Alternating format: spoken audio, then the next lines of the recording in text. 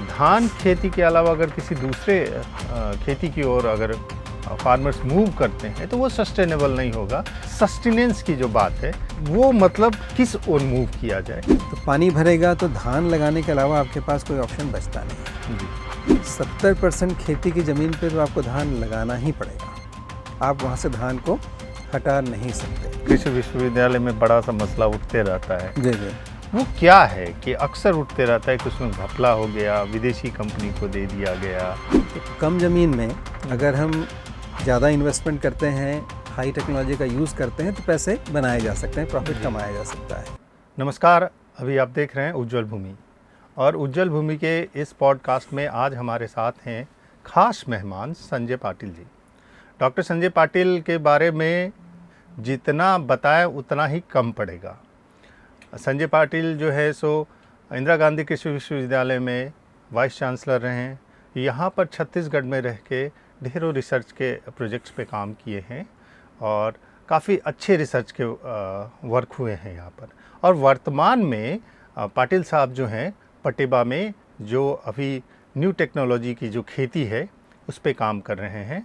और इस पूरे चीज़ों के बारे में मैं बताऊं उससे बेहतर है कि हम सीधे पाटिल साहब के पास चलते हैं और उनसे जानने की कोशिश करते हैं ये किस प्रकार की खेती वो कर रहे हैं। जी पाटिल साहब, कुछ बताने की कोशिश करेंगे?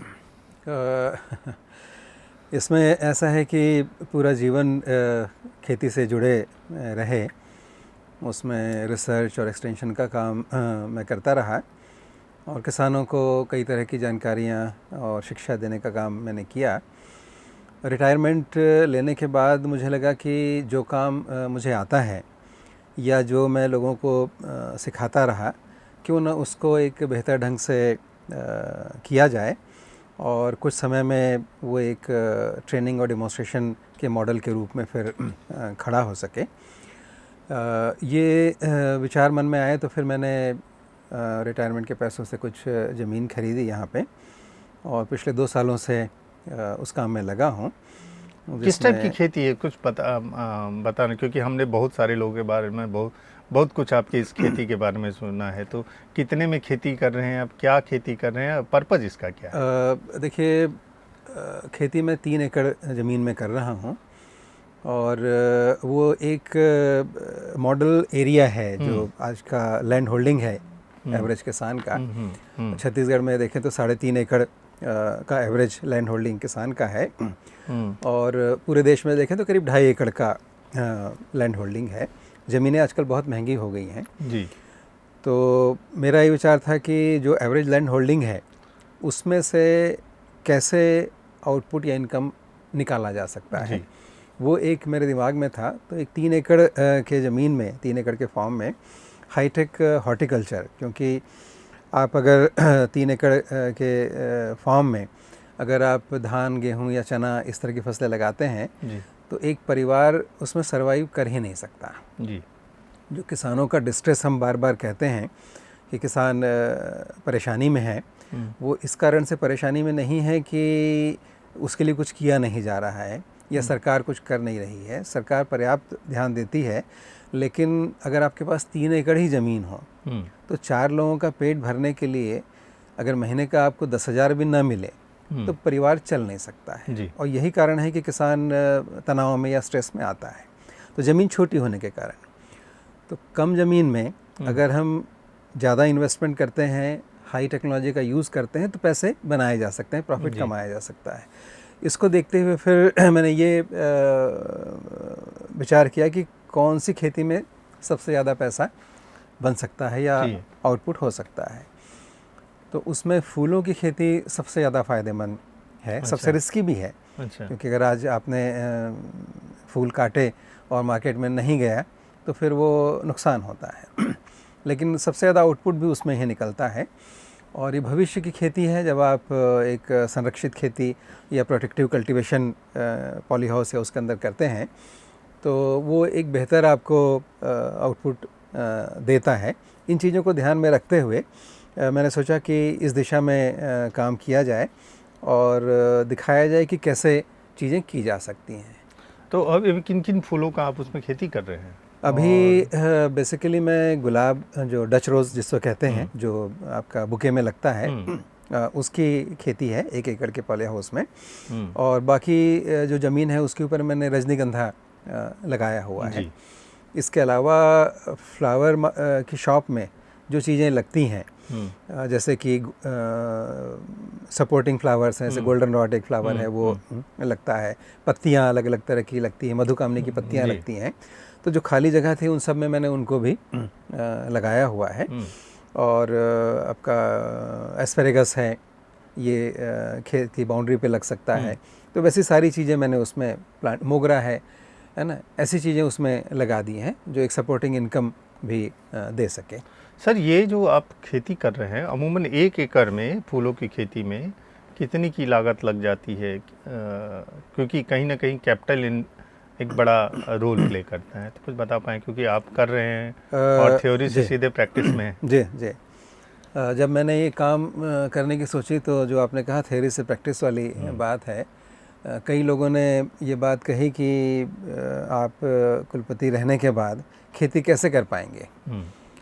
तो मैंने कहा अगर एक कुलपति खेती न कर सके तो इससे शर्म की बात उस कुलपति के लिए कुछ नहीं हो सकती है जी। कि जो वो सिखाता है वो खुद नहीं कर सकता, इसका मतलब वो काम का आदमी नहीं है।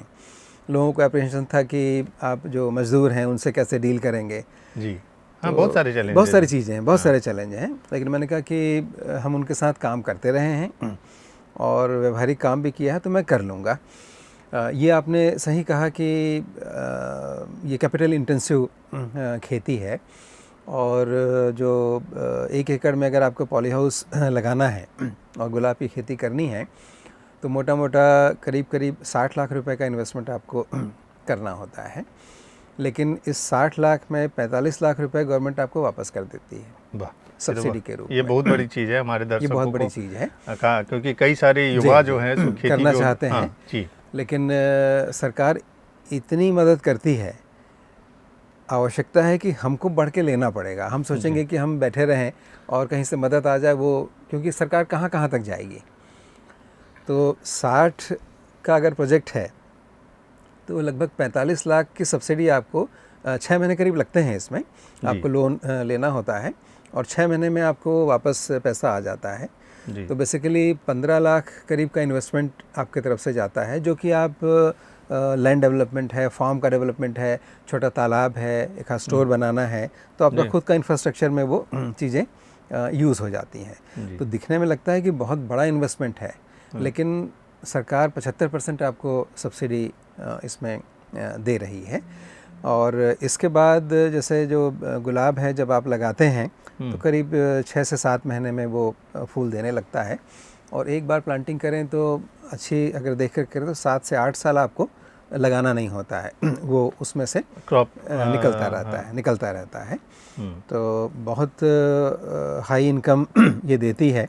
मुझे 2 साल लगभग हो गए। लेकिन सर, ये मतलब एक आप जो काम कर रहे हैं वो पूरी जो मिथ है, क्योंकि ऐसा माना जाता है कि फूलों की खेती के लिए अगर आपको ढूंढना है तो कम से कम छत्तीसगढ़ तो नहीं है, क्योंकि यहाँ का क्लाइमेटिक कंडीशन जो है सब कई मामलों में जो फूल जहाँ पर होते हैं, जैसे बेंगलोर के बारे में कहा जाता है, वहाँ फूलों की खेती होती है, या फिर महाराष्ट्र के कुछ एक इलाके हैं वहाँ फूलों की खेती होती है, क्योंकि वो कहीं ना कहीं वो एनवायरनमेंट उसको सपोर्ट करता है।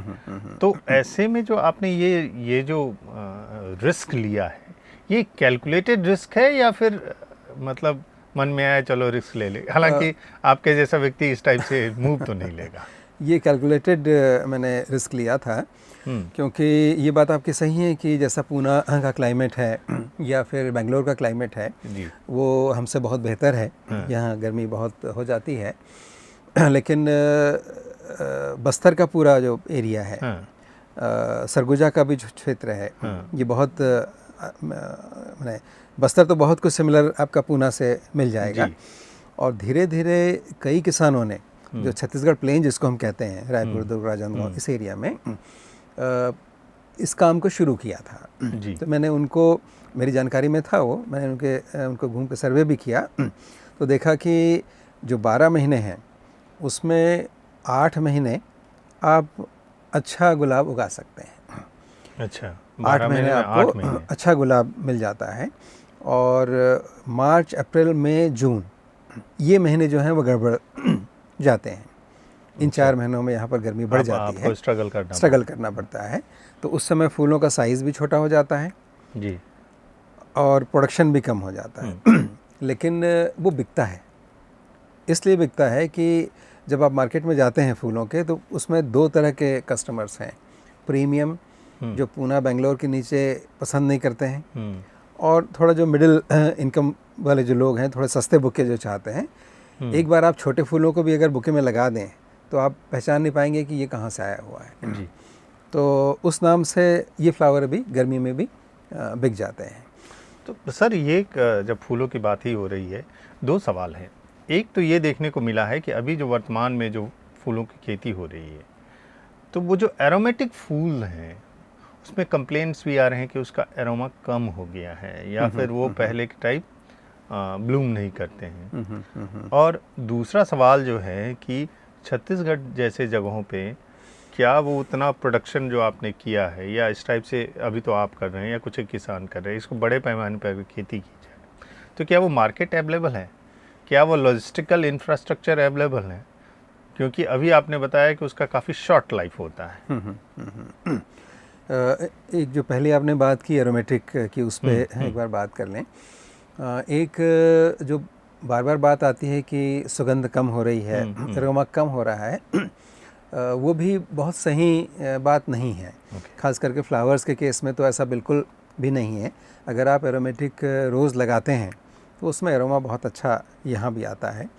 बेसिकली मैं एरोमेटिक रोज़ की ही खेती करना चाहता था किसी कारण से, लेकिन फिर जब मैंने देखा कि उसको कलकत्ता से ख़रीद लेना ज़्यादा सस्ता पड़ रहा है, तो फिर मैंने ये जो डच रोजेज़ हैं उनकी तरफ मैंने शिफ्ट नहीं, मैं किया है। ये सवाल इसलिए कि कई लोगों ने कंप्लेन किया है कि फर्टिलाइज़र का इस्तेमाल से ऐसा होती है।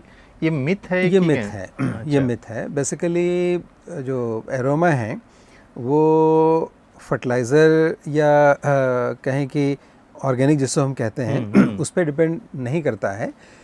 सारे न्यूट्रिएंट अगर उसको मिल रहे हैं तो एरोमा जाएगा नहीं। ओके। एरोमा जाएगा नहीं। ये बहुत बड़ी मिथ आपने यहाँ पर शैटर अप किया है। ऑर्गेनिक है उसके बारे में हम ये कह सकते हैं कि वो हर एलिमेंट को एक रेगुलेटेड फॉर्म में देता है, उससे कारण फ़र्क पड़ सकता है। लेकिन अगर आप केमिकल के भी रेगुलेटेड फॉर्म अगर आप देते हैं तो आपको एरोमा बराबर मिलेगा, उसमें फ़र्क बहुत नहीं पड़ेगा। ये मतलब ये जो भी दिक्कतें आ रही है वो इसलिए दिक्कतें आ रही है, वो कहावत है ना, जिसका जो डोज है प्रॉपर वो उसको वो नहीं मिल रहा है, और एब्रप्टली कहीं भी व्यक्ति जो अपने हिसाब से जो कर ले रहा है उसके कारण है। उसके कारण है। पाटिल साहब जो आपने अभी बात की थी उस पर भी मैं और दूसरा हमारा जो सवाल है उस पर कुछ बताने की प्रकाश डालें। एक आपने मार्केट के बारे में बात की, तो इसमें इसका फूलों का मार्केट जो है वो त्योहारों के साथ लिंक रहता है जी। जैसे अभी जो सीज़न चल रहा है, शादियां बंद हो गई हैं, फंक्शंस नॉर्मली नहीं है, तो 1 महीने तक इनकी डिमांड बहुत कम हो जाएगी जी। जैसे ही फेस्टिवल आते हैं इसकी डिमांड बहुत बढ़ जाती है, और अभी कम लोग ग्रो कर रहे हैं।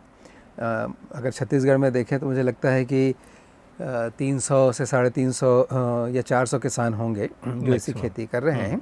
बहुत अच्छी डिमांड है, और मार्केट यहाँ से जैसे हम लोग जो फूल सप्लाई करते हैं वो उड़ीसा बहुत बड़ा मार्केट है। अच्छा। क्योंकि उड़ीसा में पॉलीहाउस लग नहीं पाते, फट जाते हैं, तूफान और साइक्लोन वहाँ पे आता रहता है। तो कटक, पुरी, भुवनेश्वर ये बहुत अच्छे मार्केट हैं जहाँ लगातार सप्लाई चलती है। इसके अलावा छत्तीसगढ़ में रायपुर और बड़े जो दूसरे शहर हैं बिलासपुर, कोरबा, रायगढ़, है ना, इस तरह के हैं। महाराष्ट्र में साकोली, इधर छिंदवाड़ा MP में, वहाँ तक भी जो है सामान जाता है। तो डिमांड इसकी अच्छी चलती है, और आपको मना करना पड़ता है लोगों को कि आज अब फूल ख़त्म हो गया है। अच्छा पाटिल साहब, एक और मैंने एक बार गडकरी जी को सुना था, उन्होंने कहा कि अगर हम लॉजिस्टिक जिस हिसाब से हम काम कर रहे, लॉजिस्टिक्स अगर काफ़ी अच्छा हो जाएगा तो हमारे किसानों को के लिए ओवरसीज़ का मार्केट या फिर जो है जो मिडिल ईस्ट का मार्केट वो भी खुल जाएगा। जी।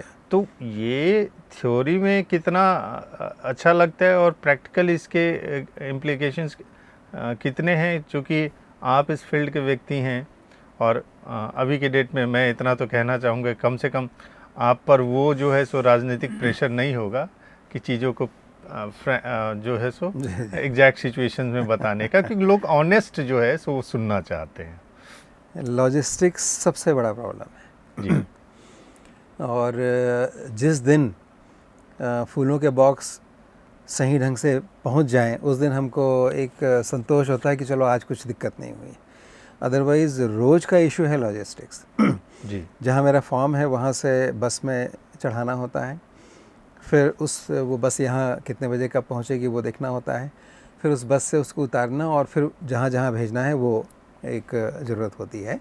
तो ये 3-4 प्लेयर्स इसमें जुड़े होते हैं और वो इतने, मैं कहूँ कि उसको मैंने ये कहें कि अनपढ़ तो नहीं कहूँगा, लेकिन टेक्निकली इतने पुअर होते हैं कि कम्युनिकेट करना और उस लिंक को बनाना बहुत मुश्किल काम है। लॉजिस्टिक्स बहुत बड़ी समस्या है।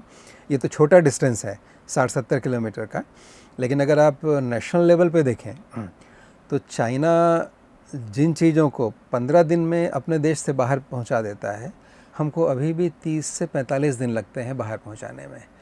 तो आप देखिए कि अगर स्पीड ही आपकी नहीं होगी तो आपका माल महीनों लेट पहुंचेगा, तो बिकेगा कैसे? पाटिल साहब ने बहुत बड़ी बात कही कि एक ऐसा सेक्टर है जिसको एक्सप्लोर करने की ज़रूरत है, चाहे वो स्टार्टअप के थ्रू सरकार एक्सप्लोर कराए या खुद पार्टनरशिप के थ्रू। लेकिन अगर वो सरकार ऐसा कर देती है तो मेरे ख्याल से जो किसान नए चुनौतियों के साथ फील्ड में उतर रहे हैं और अपने नॉलेज और उसके साथ जो चीज़ों को ठीक कर रहे हैं, तो मेरे ख्याल से उससे काफ़ी मदद मिलेगी।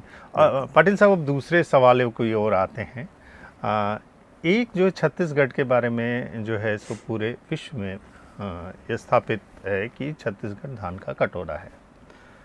नो डाउट इसके संदर्भ में आपसे पहले भी बात हो चुकी है, लेकिन ये देखने को मिल रहा है कि जो वर्तमान की परिस्थितियां हैं उसमें तमाम सब्सिडीज़ और सब देने के बाद भी कहीं ना कहीं सरकार या फिर टॉप लेवल पे भी ये लग रहा है कि क्रॉप शिफ्टिंग की ओर मूव किया जाए, सस्टेनेबल खेती की ओर मूव किया जाए। तो आपके जो एक्सपीरियंस है वो क्या बताते हैं कि कितने दिनों तक ये हम धान का खेती कर पाएंगे? और दूसरा, जैसे क्रॉप शिफ्टिंग की, क्योंकि सरकार ओर से कई बार क्रॉप शिफ्टिंग की कोशिश की गई है, लेकिन एक जो दूसरा समूह है वो ये भी कहता है कि धान खेती के अलावा अगर किसी दूसरे खेती की ओर अगर फार्मर्स मूव करते हैं तो वो सस्टेनेबल नहीं होगा, क्योंकि यहाँ का जो सॉइल है वो बहुत ज़्यादा वाटर को कंटेन नहीं कर पाते। मतलब दो कॉन्ट्राडिक्टरी बातें हो रही, क्योंकि धान की खेती में पानी का कंटेन होना एक समय तक बहुत बड़ी चीज़ है। तो इसको कैसे देखते हैं आप कि इसमें तथ्य क्या है, और आपका जो अनुभव है वो ये मतलब हम ये चाहते हैं कि आपके अपने अनुभव से आप ये भी बता दीजिए कि जो तथ्य हैं, जो मिथ हैं या जो प्रोपेगेंडा है इसको लेकर, और सस्टेनेंस की जो बात है वो मतलब किस ओर मूव किया जाए। अगर आप बता पाएँ तो हमारे दर्शकों के साथ पूरे राज्य के लिए काफ़ी अच्छी चीज़ होगी जी। धान की खेती के पहले हमको यहाँ की जो टोपोग्राफी है उसको समझना बहुत ज़रूरी है। चाहे बस्तर हो, सरगुजा हो या छत्तीसगढ़ प्लेन्स हो, टोपोग्राफी से मतलब है कि धरातल की बनावट किस तरह से है। आपने महसूस भी किया होगा कि अगर आप किसी गांव में 1 किलोमीटर भी अगर पैदल चलते हैं या सड़क से 1-2 किलोमीटर यात्रा करते हैं तो आपको कई तरह के रंगों की मिट्टियाँ देखने को मिल जाएंगी छत्तीसगढ़ में। यही अगर आप पंजाब चले जाएं, हरियाणा चले जाएं और वहाँ की मिट्टी का अगर हम सर्वे करके मैप बनाना चाहें तो पंजाब में हमको ये करना पड़ेगा कि पंजाब राज्य की जो बाउंड्री है उसको आप खींच दीजिए तो वहाँ की मिट्टी का मैप बन जाएगा। यानी कि उसमें बिल्कुल एक जैसी मिट्टी है पूरे पंजाब में, पूरे हरियाणा में लगभग एक जैसी मिट्टी है। छत्तीसगढ़ में हर किलोमीटर पे आपको बदलाव देखने को मिलेगा। ये बदलाव का कारण है कि यहाँ पर ऊंची ज़मीन है, जी। फिर ढलान के साथ नीची ज़मीन है जहाँ से नाले निकल जाते हैं। और ये इतने तेज़ी से बदलते हैं कि 1 किलोमीटर 2 किलोमीटर में आपको ढलान भी मिल जाएगा, ऊंची जगह भी मिल जाएगी और नाले भी मिल जाएंगे। जी। इसके कारण यहाँ की सिचुएशन बहुत अलग हो गई है और लगभग 70% खेती ऐसी है जो नीचे की तरफ वाली ज़मीनों पे है जहाँ जी। पानी भरेगा ही भरेगा। पानी गिरा, पानी बह के जाएगा और वहाँ पर स्टैग्नेशन होगा, भर जाएगा। जी। रेनफॉल भी ज़्यादा है कम होने के बाद भी अभी हम 1200 मिलीमीटर पे हैं। बस्तर में 1400 1500 मिलीमीटर पे हैं, सरगुजा में 1300 के आसपास वहाँ भी पानी गिरता है। तो इतना पानी जब गिरेगा और ढलान वाली ज़मीनें होंगी तो बीच की ज़मीनें और नीचे वाली ज़मीनें इनमें पानी भर जाएगा। आप चाह के भी निकाल नहीं पाएंगे। जी। तो पानी भरेगा तो धान लगाने के अलावा आपके पास कोई ऑप्शन बचता नहीं है। जी।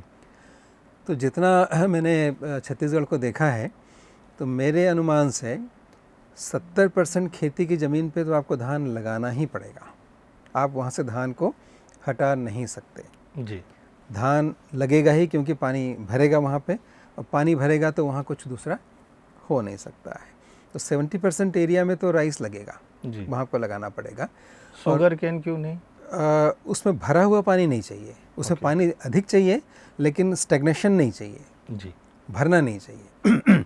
और शुगर केन वैसे भी कोई एसेंशियल कमोडिटी नहीं है। मैं तो उसके फेवर में नहीं हूँ कि गन्ने को बढ़ाया जाए।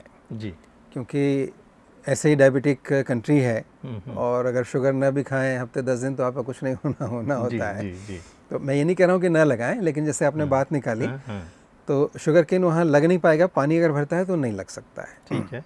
तो 70% ज़मीन में तो आपको धान लगाना पड़ेगा। इसीलिए हम इसको राइस का बाउल भी कहते हैं। जी। अब उसको कटोरा न कह के हम अगर ऐसा देखें कि ज़मीनें इस तरह की हैं तो बाउल जैसा शेप बनता है, उसमें धान लगेगी। जो बचा 30% एरिया है उसमें हम डाइवर्सिफिकेशन पे ज़रूर जा सकते हैं। जी। और जो 70% एरिया है उसमें दूसरी फसल लेने के ऊपर काम करना बहुत ज़रूरी है। जी जी जी। सर जब बात होती वही मतलब तो उसमें आपने कहा कि 30% एरिया में अगर हम डाइवर्सिफिकेशन करें तो सस्टेन करेगा, और फिर वो 70, तो वो जो दूसरी क्रॉप का बात कर रहे हैं धान के अलावा और क्या लगा सकता है किसान? धान के अलावा देखिए जो दूसरी फसल लेने में जो प्रमुख समस्या है वो सिंचाई की कमी है। आजकल मिलेट का बड़ा नहीं, मिलेट खरीफ में लगेगा। जी। और वो धान की ज़मीन पे नहीं लगेगा। जी। वो ऊंची ज़मीन पे लगेगा। जैसे बस्तर में कहें तो मरहान टिकरा जिन ज़मीनों को हम कहते हैं जहाँ पानी नहीं भरता है वहाँ लगेगा। जी। तो रागी या मिलेट्स का कंपटीशन धान के साथ नहीं है। जी। धान वाली ज़मीन पे वो नहीं लगेंगे। जी। उनकी ज़मीन अलग होगी, तो कंपटीशन में ही नहीं है। यानी कि राइस को मिलेट से नहीं हटा सकते हम। जी। वो अलग जगह पे लगेगा। जी। पाटिल साहब, एक सवाल उठता है कि जब हम बात करते रहते हैं फसलों के बारे में तो फिर कहीं ना कहीं जो है सो विदेशी प्रभावों की बात होने लगती है, फर्टिलाइज़रों की भी बात होने लगती है, और फिर बात उठ के आती है कि जीएमओ सीड्स को लेकर जो है सो बड़ी सी भ्रांतियां हैं। तो हकीकत क्या है? कौन से जीएमओ सीड्स हैं जिससे वास्तव में डरने की ज़रूरत है, और भारत में जीएमओ सीड्स पे कितना काम हो रहा है? क्या आप जब एग्रीकल्चर यूनिवर्सिटी में तब भी जीएमओ सीड पे काम हो रहा था क्या? कुछ बताने के इसमें थोड़ा सा अगर आप। देखिए, जो जीएमओ सीड्स हैं जेनेटिकली मॉडिफाइड सीड्स की जब बात आती है तो इसमें बहुत कंट्रोवर्सी हो चुकी है और इसके बारे में बहुत सारी चीज़ें कही गई हैं। मॉन्सेंटो का काफ़ी नाम आता है। मॉन्सेंटो का नाम काफ़ी रहा। यूनिवर्सिटी में भी जब एक बार बैगन की फसल लगाई गई थी, जबकि उसमें सारी परमिशन सारी चीज़ें थी, उस पर भी बहुत हंगामा हुआ था। और मोटा मोटा आज अगर देखें तो देश में जीएमओ क्रॉप्स के ऊपर काम लगभग नहीं के बराबर हो रहा है। फिर भी कॉटन जो है वो जेनेटिकली मॉडिफाइड कॉटन जो है मेजर एरिया में भी इंडिया के अंदर लगती है। अगर जेनेटिक मॉडिफिकेशन बाय डेफिनेशन अगर हम बात करें तो जो जेनेटिक मेकअप है या जिसको हम डीएनए कहते हैं उसमें बदलाव कर दिया जाना वो जेनेटिक मॉडिफिकेशन बेसिकली कहलाता है। फिर और परिभाषाएं बहुत सारी आई। नेचर में अगर आप देखें तो जेनेटिक मॉडिफिकेशन लगातार चलता रहता है। हाँ। आज हम कहते हैं कि 25,000 धान की किस्में हमने जमा की हैं तो वो जेनेटिक मॉडिफिकेशन से ही तैयार हुई हैं जी। उसको शायद 100 साल 1000 साल 5000 साल लग गए होंगे मॉडिफाई होने में। तो वो natural genetic modification with in species होता रहता है। जैसे राइस के अंदर ही मॉडिफिकेशन हो रहे हैं। अब जब जेनेटिक मॉडिफिकेशन आदमी के द्वारा होते हैं तो वो तेज़ी से होते हैं जी। और तेज़ी से होते हैं तो वो उतनी स्टेबिलिटी शायद न दे पाएँ। जब हज़ारों साल में कोई मॉडिफिकेशन होगा तो सब उससे एडजस्ट हो जाते हैं। उसके ख़राब प्रभाव होंगे तो वो शायद निकल जाते हैं या अलग कर दिए जाते हैं। लेकिन अगर अचानक से हो जाए तो आपको समझ नहीं आता है कि गलत हो रहा है या सही हो रहा है। ये एक सबसे बड़ा एप्रीहेंशन है कि अचानक अगर कोई नई चीज़ आप ला के रख देंगे तो लोगों का रिएक्शन कैसा होगा जी। वो क्या करेगा सामने वाला, क्या लड़ाई हो जाएगी, क्या एक दूसरे को ख़त्म करने पे आ जाएंगे। तो ये अध्ययन बहुत कम समय में कर पाना थोड़ा मुश्किल हो जाता है। ये एक मेजर कंसर्न है पर्यावरणविद के बीच में और आम जनता के बीच में। लेकिन विद इन स्पीसीज़ जो जेनेटिक मॉडिफिकेशन है उसमें कोई बहुत बड़ी समस्या नहीं है। जो कॉटन में जो हंगामा हुआ था कॉटन में एक बैक्टीरिया का जो जीन है वो डाला गया था। हाँ, बैक्टीरिया का नाम मुझे याद नहीं आ रहा है, लेकिन वो इतना कॉमन बैक्टीरिया है कि अभी यहाँ भी वो बैक्टीरिया है और यहाँ हाथ लगाकर अगर मैं कोई चीज़ खाता हूँ तो मेरे पेट में यहाँ से वो चला जाएगा। इतना कॉमन बैक्टीरिया है। तो चूँकि बैक्टीरिया से जीन्स प्लांट में चले गए तो लोगों ने बहुत उसका विरोध किया। हालांकि अब पूरा कॉटन उसमें आ गया है, उसके फ़ायदे भी हुए हैं। जो 6 से 7 इंसेक्टिसाइड के स्प्रे कॉटन में लगते थे अब वो 4 में मामला सेटल हो रहा है। तो प्लस माइनस चीज़ों के रहते हैं, उनका अध्ययन करना बहुत आवश्यक है। और चूँकि अचानक परिवर्तन हो रहे हैं तो उसके कारण एप्रीहेंशन है। इसमें एक टर्मिनेटर सीड आता है, वो निश्चित ही ख़राब है जी। ये जो मोन्सेंटो या इस तरह की कंपनियां हैं वो टर्मिनेटर सीड पे बहुत काम कर रही हैं। टर्मिनेटर सीड का मतलब होता है कि वो जेनेटिकली मॉडिफाइड तो हैं, साथ में उनका जो सीड पैदा होगा वो नपुंसक होगा या उससे पौधे बन नहीं पाएंगे। तो इसमें किसान मजबूर हो जाता है कि वो उसी कंपनी का सीड खरीदे, निर्भर हो जाता है जिसको लोग सबसे ज़्यादा। राइट। तो टर्मिनेटर सीड तो होने ही नहीं चाहिए। तो इसको किसान कैसे पहचाने? किसान नहीं पहचान सकता है इसको। इसको तो जो हमारे प्लानिंग पॉलिसी मेकर्स हैं या जो साइंटिस्ट हैं या आप जैसे चैनल्स हैं यही किसानों को समझा सकते हैं। किसान अपने से नहीं समझ सकता क्योंकि किसान आज भी वो जो कृषि केंद्र हैं उन्हीं पे निर्भर है। वो जो उनको देते हैं वो भरोसा करके उनसे लेता है। पाटिल साहब, एक समस्या है क्योंकि बार बार आपने देखा होगा कि न्यूज़ में भी आता है कि जो सर्टिफाइड, जो खास करके जो सर्टिफाइड सीड सेंटर्स हैं उसके द्वारा ऐसे सीड्स किसानों को दे दिए जाते हैं। किसान ले जाता है, भरोसा करके अपने खेत में लगा लेता है और जब रिज़ल्ट आउटकम आता है तो मेरे ख्याल से, मतलब ख्याल की बात नहीं, वो तो दिखता है कि किसान बर्बाद हो गए हैं।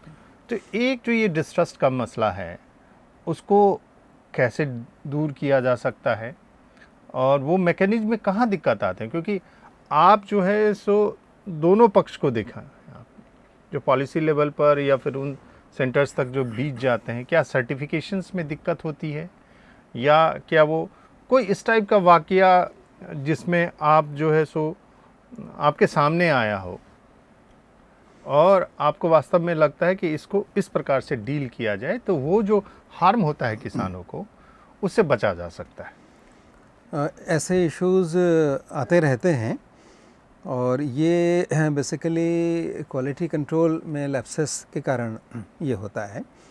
जो सर्टिफाइड सीड जो आपने बात कही उसका अगर पूरा चैनल देखें तो उनके जो मदर सीड हैं वो विश्वविद्यालयों में बनते हैं जी, जिसको हम ब्रीडर सीड कहते हैं। वो मदर सीड फिर सीड प्रोडक्शन की जो एजेंसीज़ हैं या कंपनियां हैं जी, उनको दी जाती हैं और वहाँ वो उसका सेकेंडरी सीड बनाते हैं और फिर किसानों के खेत पे सर्टिफाइड सीड का प्रोग्राम जो है वो लेते हैं। तो जब किसानों के खेतों पे काम होता है वहाँ पर लार्ज स्केल प्रोडक्शन होता है, मिक्सिंग की गुंजाइश रहती है कि मान लीजिए किसान ने लगाया है, उसके स्तर पे ही अगर मान लीजिए 100 क्विंटल उसका सीड निकला और उसमें कहीं से मैंने बिना इंटेंशन के वो मिक्सिंग भी कई बार हो जाती है, 50 किलो सीड अगर दूसरी वैरायटी तो मिक्सचर की तरह से आगे बढ़ने लगता है और धीरे धीरे वो एम्पलीफाई होता है और ज़्यादा क्वांटिटी में फिर वो मिक्सचर बन जाता है। तो ख़रीदा कुछ और मिक्स निकल गया, या कई बार ऐसा होता है कि क्वालिटी कंट्रोल में दिक्कत होने से कोई दूसरी वैरायटी निकल आती है। तो ये बेसिकली कोई वाकया आपके सामने इस टाइप से कभी आया? ऐसे हुए हैं और उसमें साइंटिस्ट की टीम जाया करती थी वहाँ पर इंस्पेक्शन के लिए।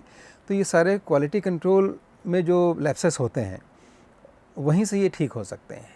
प्रॉपर सीड प्रोडक्शन का सुपरविज़न, इसके इंस्पेक्टर्स होते हैं जो जाके क्वालिटी कंट्रोल फील्ड में करते हैं कि जो लगाया गया वही निकला कि नहीं, प्रॉपर सफाई हुई कि नहीं। तो इनको और स्ट्रिंजेंट एक्शन इसमें लेना होगा, ज़्यादा सुपरविजन्स हों, स्टाफ को बढ़ाया जाए। और एक कंपलसरी सीड एक्ट में भी किया गया है कि डीएनए की टेस्टिंग हो। ओके, कि सीड किसी कंपनी ने सप्लाई किया तो वो विश्वविद्यालय में ये फैसिलिटी हम लोगों ने बनाई है।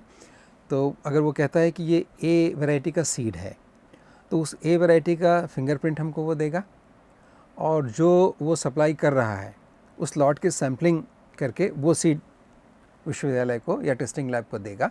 वहाँ पर उसका टेस्ट होगा और जब दोनों फिंगरप्रिंट मिलेंगे तो ही उसका पेमेंट किया जाएगा। कई बार तो ऐसा भी होता है कि सैंपल पास हो जाते हैं, जब वो आपको दिया जाता है तब वो पास हो जाते हैं, लेकिन जब वही चीज़ किसानों के पास होता है वो फेल हो जाता है। अब अगर तो इसमें ये क्या ये बीच में अगर गड़बड़ियाँ कोई कर दे, से उसने हमको सैंपल दिया, जी, ठीक है, सैंपल लेने की एजेंसी होती है तो वहाँ से दोनों आ गए सैंपल, टेस्ट किया, दोनों सेम निकले, रिजल्ट चला गया। अब जब वहाँ से सीड की जर्नी शुरू होती है और उस जर्नी में अगर कोई लैप्सेस होते हैं मिक्सिंग या कुछ इस तरह का, तो फिर उसको पकड़ना मुश्किल है। उसके लिए भी नई टेक्नोलॉजी आई है, जो आपका जिस तरह से लेजर मेंटेन किया जाता है जी, और क्रिप्टो जिस पे चलता है, उस टेक्नोलॉजी का नाम मैं थोड़ा सा भूल रहा हूँ, बताऊंगा आपको। क्रिप्टो करेंसी जैसे चलती है जी, उस सिस्टम को अडॉप्ट किया जा सकता है। जी, उसमें हर स्टेज पे चीज़ें एंटर होती हैं और एंटर करने वाला भी उसको बदल नहीं सकता जब तक सारे लोग सहमत ना हो। अच्छा, एआई कोई रोल प्ले कर सकता है? एआई से बेहतर ये जो क्रिप्टो करेंसी वाला जो सिस्टम है, उस टेक्नोलॉजी का नाम मेरे दिमाग से उतर रहा है, मैं आपको मतलब आप ये कह रहे हैं कि ये संभव है कि संभव है, ये जो किसानों को हार्म हो जाता है, संभव है। हाँ। और मेरे ख्याल से अगर उस जिस व्यवस्था की बात कर रहे हैं उस व्यवस्था में आइडेंटिफिकेशन हो सकता है, जी जी, है ना, तो बजाय वो किसानों उसका भरपाई करे, उन तमाम वो जो लोग हैं they should be held responsible. मेरे ख्याल से आपकी बातों से जितना मैं समझ, ये बिल्कुल संभव है, लेकिन उसके लिए सिस्टम हमारा भी तैयार नहीं, उस पर काम करना पड़ेगा। वो कई चरणों की बात है, लेकिन ये अगर है कि अगर आप यहाँ इस मंच पे बात कर रहे हैं तो ये जो पॉलिसी बनाते हैं, जो पूरे सिस्टम का फ्रेमवर्क ठीक करते हैं, ये उन तक भी पहुँचेगी। मैं ऐसा उम्मीद करता हूँ किसानों तक तो पहुँचेगी। तो आपने एक बहुत बड़ी बात कही, क्योंकि अक्सर होता है छत्तीसगढ़ में, ये अक्सर देखने को मिला है कि जब किसान, खास करके धान के मसलों में देखा है, कई सारे दूसरे फसलों के मसले में देखने गया है कि उसने लगाया, पैसा हुआ, इन्वेस्टमेंट हुआ, फर्टिलाइज़र डाला, मेहनत किया, और जब उसकी बाली आई तो उसमें फल नहीं है या कुछ और निकल गया। हाँ, तो मेरे ख्याल से एक बहुत बड़ी समस्या का जो है सो सॉल्यूशन आपने दिया।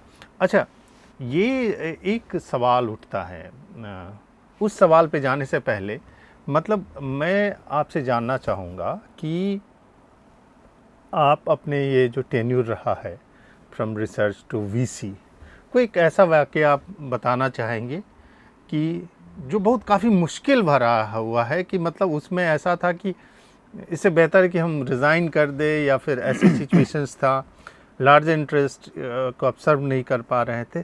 उसके बाद फिर अचानक कुछ ऐसा हुआ जिससे आप निकल आए और फाइनली जो है शॉप स्टे किए। तो ऐसा कोई क्योंकि हर एक के लाइफ में कुछ ना कुछ ऐसे पल आते हैं, कुछ ना कुछ सिचुएशंस आता है, आइदर पॉलिटिकल रहता है या फिर अचानक से वो क्रिएटेड होता है, या फिर उसके पीछे कोई कंस्पिरेसी रहती।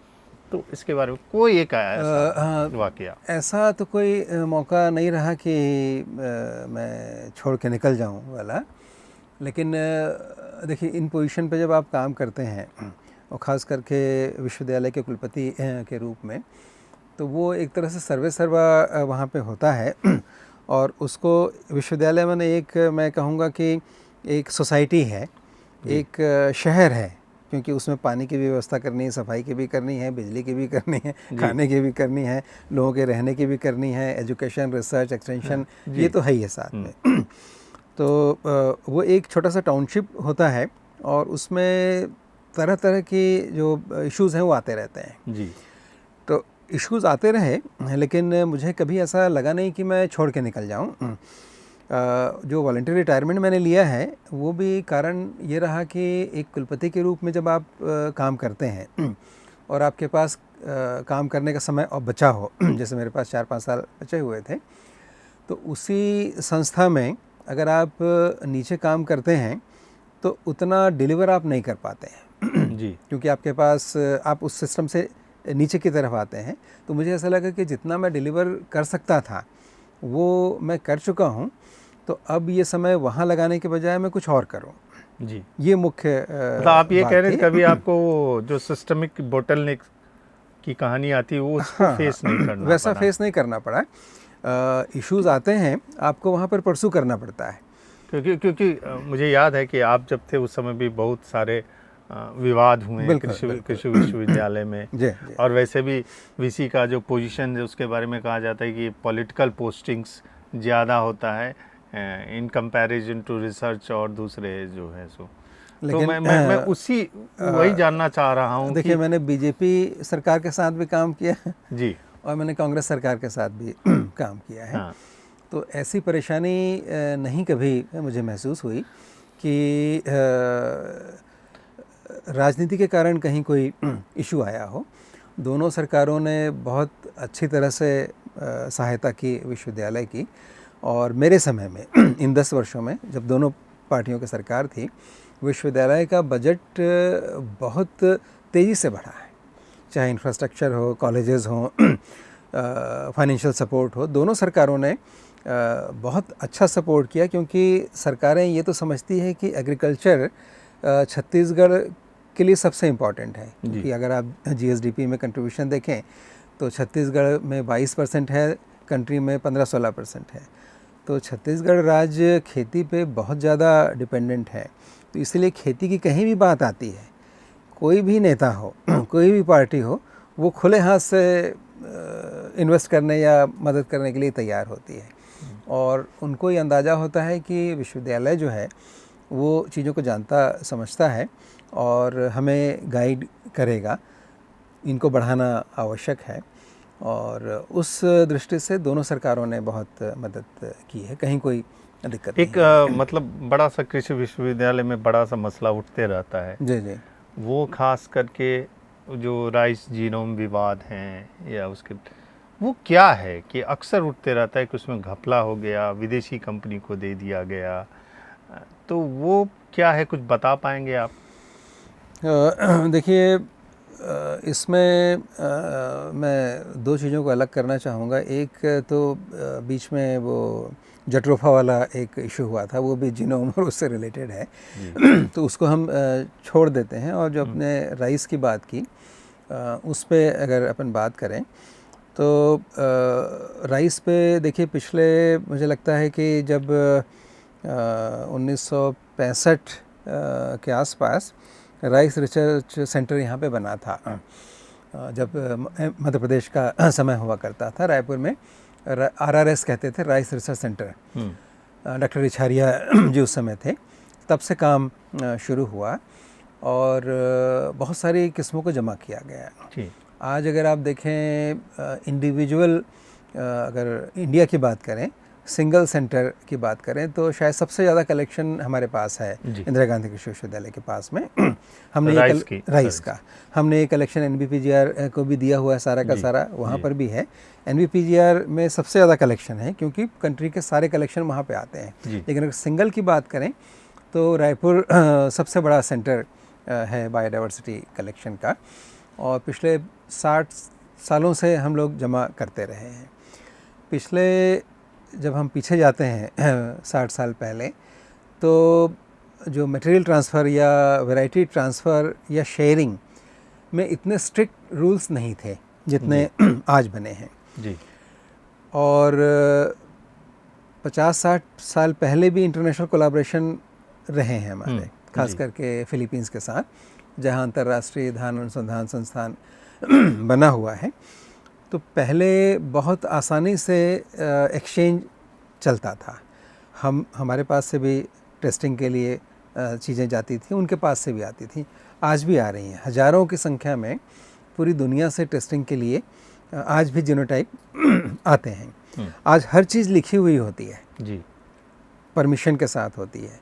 शायद 60 साल पहले इतना स्ट्रिक्ट प्रोटोकॉल्स नहीं थे, तो चीज़ें शेयरिंग तो की गई रही हैं, लेकिन आज भी हमारे पास सुरक्षित हैं।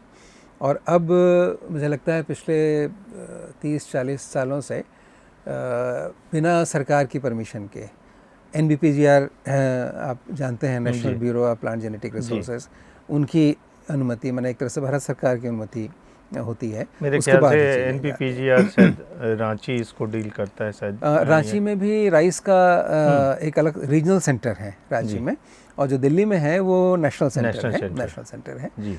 तो हर किसी को नेशनल सेंटर से परमिशन लेनी पड़ती है। जी। बाहर से भी बहुत सारी चीज़ें आई।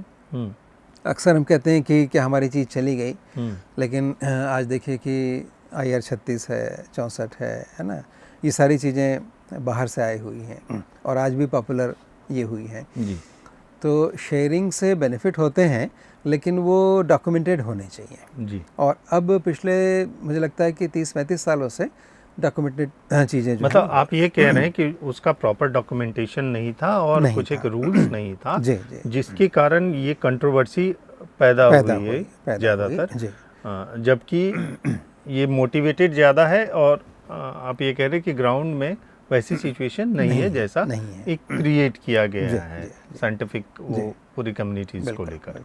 जी, ये एक बहुत बड़ा, क्योंकि अक्सर ये आता है, अक्सर ये बताया जाता है कि जीनोम चोरी हो गया, और आप देखते होंगे कि अखबारों के हेडलाइंस होते हैं। अच्छा पाटिल जी, एक सवाल उठता है कि हम जब फूड सिक्योरिटी की बात करते हैं तो छत्तीसगढ़ या भारत फूड सिक्योरिटी के मामले में कहाँ है? हम कितना प्रोडक्शन कर रहे हैं, किस मामले में आगे हैं, किस मामले में हम बहुत पीछे हैं? जस्ट शॉर्ट में अगर आप बता सकें। देखिए, जो आज़ादी के बाद जो काम हुआ है वो बहुत कमांडेबल काम है। और फूड सिक्योरिटी में अगर हम देखें तो अगर दुनिया में देखें तो हम कहीं न कहीं दूसरे या तीसरे नंबर पर लगातार आते हैं, कहीं कहीं हम कुछ चीज़ों में पहले नंबर पे भी हैं। तो प्रोडक्शन काफ़ी बड़ा है। हम चाइना, अमेरिका के बाद तीसरे या दूसरे नंबर पर हम आते हैं इसमें। अनाज का उत्पादन बहुत ज़्यादा हुआ है और सरप्लस चीज़ें हमारे पास जमा भी होती हैं। यही कारण था कि कोविड के पीरियड में इतने लोगों को मुफ्त में अनाज दिया जा सका है, और अभी भी बहुत सस्ते में हम लोगों को अनाज दे पाते हैं। लेकिन ये हमको इस पे यही संतोष करना नहीं है, क्योंकि अगर थोड़ी भी गड़बड़ हो तो सर आप बता सकते हैं कुछ, अगर क्रॉप के नाम बता सकें कि जिनमें हम काफ़ी मतलब हमारे लिए काफ़ी चुनौतीपूर्ण है कि उसमें हम पीछे हैं या फिर हमको बहुत काम करने की ज़रूरत है, हमारा प्रोडक्शन वैसा नहीं है, थोड़ा भी क्रिटिकल होता है तो हमको विदेश को देखना पड़ता है। कुछ इस टाइप के क्रॉप्स के नाम बता सकते हैं आप? देखिए, दलहन और तिलहन जी, ये तो हम बहुत बुरे हैं इसमें जी, कि हमें लगभग हमारी आवश्यकताओं का 60% इम्पोर्ट करना पड़ता है। 60% दालों में और तिलहन में जी। दालों की इतनी ख़राब स्थिति है कि टोटल प्रोडक्शन को अगर हम पॉपुलेशन से डिवाइड करें पर हेड जी। दाल कितना अवेलेबल है, हम्म। तो 1951 में ज़्यादा दाल अवेलेबल थी, आज 1951 से भी दालें पर हेड कम अवेलेबल है। अच्छा। इतनी ख़राब स्थिति है। और जैसे हम तेल खरीदते हैं, ऐसे ही मजबूरी में दालें खरीदते हैं और तेल खरीद के हम इंपोर्ट करते हैं। तेल के मसले में हम पीछे क्यों हैं सर, जबकि तेल के हमारा मसले तो में सरसों की खेती और देखिए, इन तमाम चीज़ों की हुआ ये करता है। पॉलिसी का ही इशू है। हमने ग्रीन रेवोल्यूशन में और अभी भी गेहूं और चावल इसको ही प्रमोट किया। ओके। उसी को हमने एमएसपी सबकी बढ़ा रहे हैं, लेकिन इसकी एमएसपी पे हम खरीद रहे हैं वापस, और किसी फसल को नहीं खरीदते जी।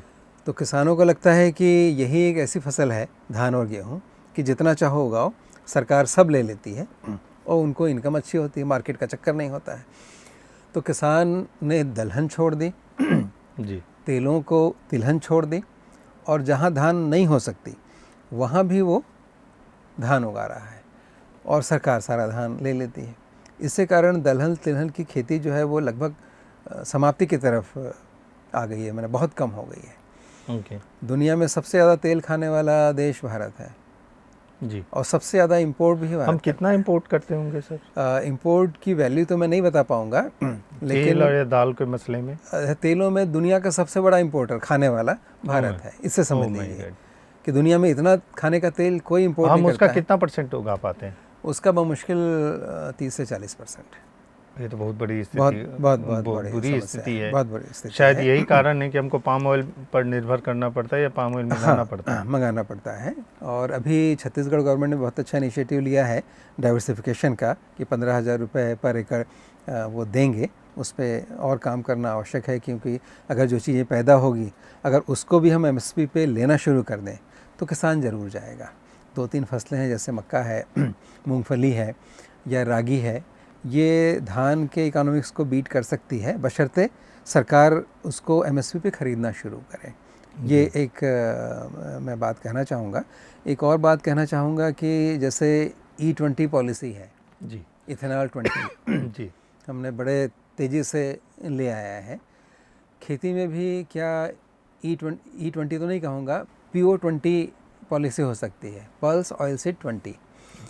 किसान जिसकी ज़मीन में पल्स या ऑयल सीड हो सकता है, वो 20% में उसको उगाए। ये कंपल्शन शायद हमको लाना पड़ेगा अगर दाल और तेलों पे हमको आगे बढ़ना है। सर अब एक आखिरी सवाल जो मैं आपसे पूछना चाह रहा हूँ कि हमारे जो दर्शक हैं या हमारे जो विद्यार्थी भाई हैं जो एग्रीकल्चर में अपना करियर बनाना चाहते हैं, है ना, क्योंकि आप उस पोजीशन पे पहुँचे हैं जहाँ पर आपने इसकी इम्प्लीमेंटेशन देखा है, इसकी डिमांड देखी है, नीड देखी है, तो उनको क्या करना चाहिए और एग्रीकल्चर में एंटरप्रेन्योरशिप की कितनी संभावना है, इस पे अगर आप कुछ बता पाएँ शॉर्ट में।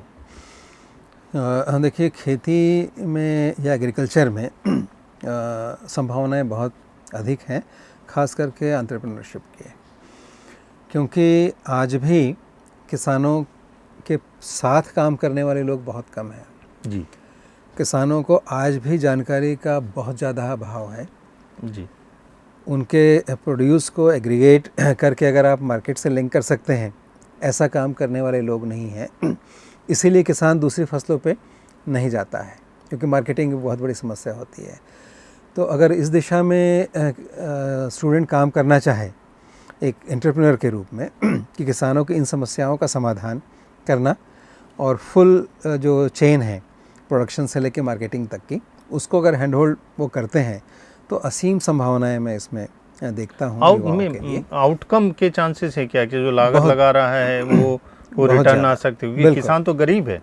नहीं, किसान गरीब हैं, लेकिन हर जो लिंक है वहाँ पर पॉसिबिलिटी है इनकम जनरेट करने की। जी। कि अगर आप जैसे ड्रोन टेक्नोलॉजी की भी बात हो रही है। ड्रोन तो देखिए एक बहुत हाई एंडेड टेक्नोलॉजी हो गई। मैं नहीं कहूँगा कि ड्रोन पे वो चले जाएं। सर्विस प्रोवाइडर, उसमें सब चीज़ें आ जाएंगी। अच्छा। सर्विस प्रोवाइडर कि उसको क्या लगाना है, कहाँ से बीज मिल सकता है, जो निकला उसकी मार्केटिंग कहाँ हो सकती है, उसकी ग्रेडिंग सॉर्टिंग हो सकती है, पैकेजिंग करके बात हो सकती है। जैसे रागी की बात करें जी अगर सुपर फूड के रूप में उसको हम उगाते हैं, उसको ले लें, क्लीनिंग करें, सॉर्टिंग करें, ग्रेडिंग करें और मार्केटिंग का लिंक इस्टेब्लिश कर दें, तो सिर्फ मार्केटिंग करने का काम ही एक अच्छा बिज़नेस हो सकता है। जी तो इस तरह के मैं कहूँगा कि अनगिनत संभावनाएं हैं युवाओं के लिए। साथ में खुद की खेती करना मेरे जीवन भर मलाल रहेगा, एक काम मैं कर नहीं पाया। मैंने एक शिक्षा की योजना बनाई थी, चलो गांव की ओर के नाम से जी। और इसमें इसी पे जोर था कि जैसे बच्चा फर्स्ट ईयर में आएगा, हम उसके घर का कैरेक्टराइजेशन करेंगे, उसकी खेती को देखेंगे कैसी है, और फिर इस 4 साल में उसको हफ्ते में 1 दिन वहाँ काम करने के लिए भेजेंगे और उसके फार्म को डेवलप करने का काम करेंगे 4 साल में। जैसे चौथे साल जब वो निकले तो उसका फार्म इतना डेवलप हो जाए कि उसी में वो रच बस जाए। लेकिन मेरा दुर्भाग्य रहा कि कुछ कारणों से मैं ये प्रोजेक्ट पे काम नहीं कर नहीं सैंक्शन हुआ, दोनों सरकारों ने किया। अच्छा। लेकिन फिर कोविड आ जाने से 3 साल काम पूरा बंद रहा, फिर मेरा टर्म ख़त्म हो गया। तो ताउम्र मुझे मलाल रहेगा कि कृषि शिक्षा का ये जो एक नई योजना मैंने सोची थी वो मैं नहीं कर पाया। अच्छा सर, एक आखिरी सवाल, मेडिसिन खेती को लेकर सरकारों ने काफ़ी कोशिशें की थी। एक एग्ज़ाम्पल यहाँ पर त्रिपाठी जी बस्तर वाले हैं, उनका खूब नाम आता है। छत्तीसगढ़ में मेडिसिन की खेती के क्या संभव है आउटकम, या कुछ सेक्शन है जहाँ पर उसको खेती किया जा सकता है? कुछ आप बता पाएँ? हाँ देखिए, मेडिसिनल जो खेती है उसकी भी बहुत संभावनाएं हैं, खास करके बस्तर सरगुजा इस क्षेत्र में जहाँ पर अपलैंड्स काफ़ी हैं। लेकिन दिक्कत ये है कि उसमें एक स्केल चाहिए। जैसे कि अगर आप लेमन ग्रास की हम बहुत बात करते हैं, अगर आप उसको 1 एकड़ 2 एकड़ में लगा दें तो फिर उसको कहाँ बेचेंगे, और अगर उसका तेल नहीं निकाल पाए तो फिर वो ख़राब हो जाएगा। ओके। तो आपको कम से कम 5 एकड़ 10 एकड़ में खेती करनी पड़ेगी और उसकी प्रोसेसिंग का यूनिट भी लगाना पड़ेगा जी। अब अगर 10 एकड़ में खेती करनी है और एवरेज होल्डिंग मैंने कहा 3 एकड़ है छत्तीसगढ़ में तो कम से कम 3 4 5 किसानों का समूह आपको बनाना पड़ेगा जी। तो ये काम कोई नहीं कर रहा है। आज खेती की सारी समस्याओं का समाधान कोऑपरेटिव में है समूह बना के खेती करना, आपकी लैंड बड़ी हो जाएगी। तो 50 एकड़ में या कम से कम 15 एकड़ में किसानों को ऑर्गेनाइज करके लेमन ग्रास लगाएं, उसका तेल निकाल के बेचें। ये काम अभी जो आपने प्रश्न किया कि छात्र क्या कर सकते हैं, युवा क्या कर सकते हैं, वो ये कर सकते हैं कि लेमन ग्रास की खेती करवा सकते हैं, उसका प्लांटिंग मटेरियल ला सकते हैं, उसको हार्वेस्ट करके उसका तेल निकालने का काम कर सकते हैं। तो उन 10-12 किसानों के साथ बैठ के प्रोजेक्ट बनाएं, उसके लिए फाइनेंशियल सपोर्ट लें, कुछ लोन लें और काम करवा के तेल का बिज़नेस करें। तो जब तक ऐसे नहीं करेंगे, त्रिपाठी जी की आपने जो नाम लिया वो स्वयं में सक्षम हैं जी, इसलिए वो कर पा रहे हैं, लेकिन एक अकेला किसान नहीं कर पाएगा जी। तो वहाँ समूह बनाना पड़ेगा। ये आज की बहुत बड़ी आवश्यकता है, सामूहिक खेती। अभी उज्ज्वल भूमि पर आप हम लोगों के वार्तालाप देख रहे थे। हमारे साथ डॉक्टर पाटिल साहब थे, इंदिरा गांधी कृषि विश्वविद्यालय के पूर्व कुलपति जी, और इस प्रकार के बहुत सारे मेहमानों से आने वाले दिनों में आपका हम रूबरू कराएंगे। फ़िलहाल उज्ज्वल भूमि से मैं अवधेश मलिक, और आपको जो है सो इस प्रकार के कंटेंट से आपसे रूबरू कराते रहेंगे। आप देखते रहिए हमारा चैनल और सब्सक्राइब और फॉलो कीजिए उज्ज्वल भूमि। धन्यवाद।